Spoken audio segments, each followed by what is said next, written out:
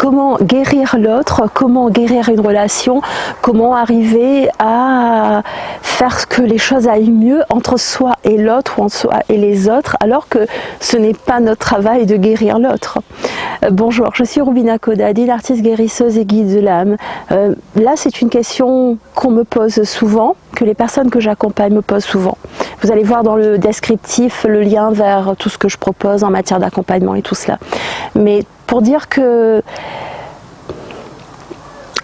souvent on a envie d'agir sur les autres. Ça, c'est l'être humain.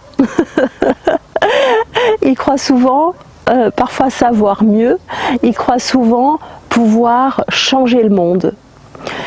Même si c'est très noble de dire je vais aider telle personne à guérir, si cette personne ne vous a rien demandé, c'est pas votre problème.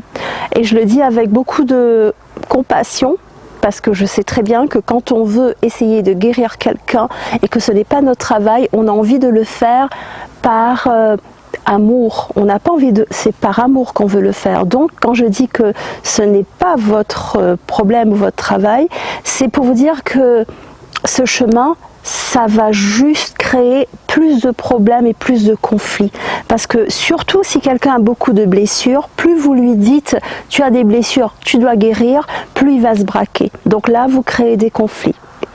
En revanche, vous pouvez travailler sur la relation elle-même. C'est-à-dire que si dans la relation, vous voyez que la personne elle a tendance à être négative, vous pouvez travailler pour être plus positif afin que ça, c'est comme si vous imbibez du coton dans quelque chose de positif et ainsi la personne qui vient vous toucher va aussi s'imbiber de cette positivité. On peut l'espérer.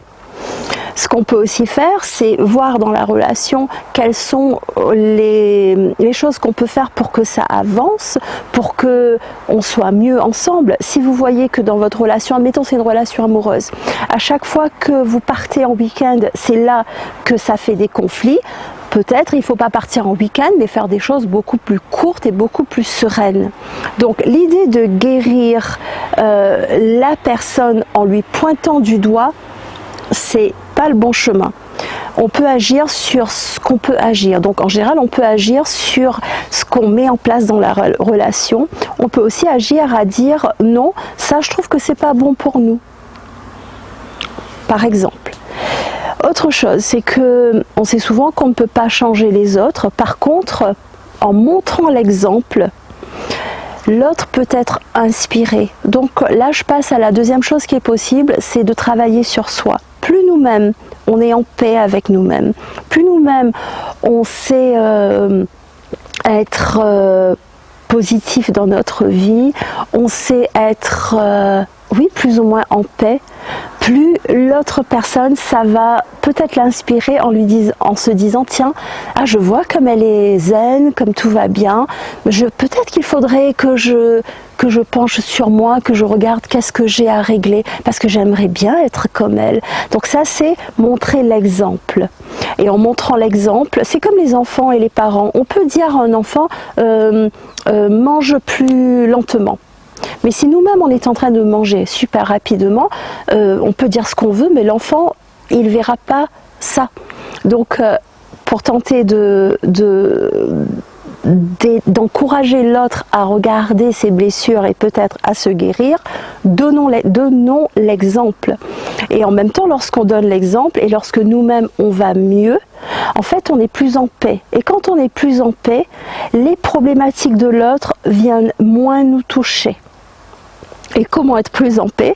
Mais c'est en regardant soi-même ce qu'on a, parce que souvent nous-mêmes on a des blessures à guérir, que ce soit des traumatismes de l'enfance, que ce soit le karma familial, etc. Et là je vous mettrai des liens à la fin de cette vidéo par rapport à ces deux types de blessures.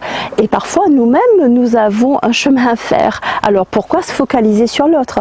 Alors vous pouvez me dire mais moi j'ai travaillé sur moi, j'ai aucune blessure, tout va bien dans ma vie. Alors j'ai envie de vous dire mais si tout va bien dans votre vie et que vous n'avez plus rien à régler, pourquoi vous vous attachez et vous persévérez et vous insistez dans une relation par exemple qui ne va pas bien?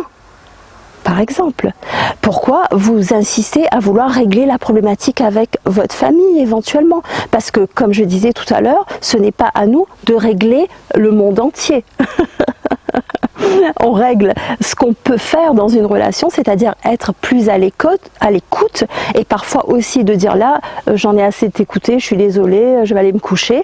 Donc être plus à l'écoute ou alors savoir dire non parfois va plus nous aider et va aider la relation plutôt que d'essayer de pointer du doigt l'autre personne et dire tu dois faire ci, tu dois faire ça, il faudrait que tu écoutes une vidéo de Roubina pour voir comment se guérir.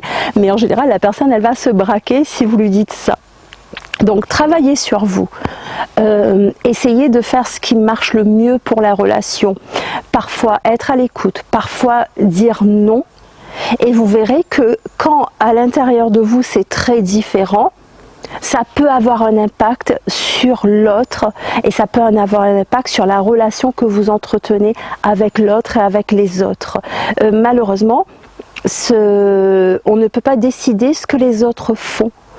Ce n'est pas de notre sort, même par exemple moi que c'est mon travail de guérir et d'aider à guérir, même moi je ne peux pas vous obliger à suivre ces conseils. Donc pour vous c'est pareil, dans les relations que vous avez, tentez de faire votre part du travail et laisser l'autre avec ses problèmes. Mais vous allez voir que plus vous travaillez sur vous et plus vous êtes tranquille, plus l'autre va se dire tiens, peut-être que j'aimerais aussi être plus zen comme lui ou comme elle. Ça peut arriver. Ou bien l'autre va s'inspirer. Plus vous restez, au lieu de... Pour être plus tranquille, admettons, vous prenez beaucoup de moments de repos, de méditation, de silence. Peut-être que l'autre va se dire tiens, peut-être que je vais faire pareil en fait, ça va peut-être m'aider. Donc n'oubliez pas de liker cette vidéo, de me laisser un commentaire, aussi de venir faire un soin ou une consultation si vous avez besoin, et puis essayez de faire ce petit chemin. Dans le descriptif il y a le lien vers mon site si vous avez besoin, et je vous souhaite le meilleur. N'oubliez pas de vous abonner, de liker, de cliquer la cloche des notifications. Merci beaucoup.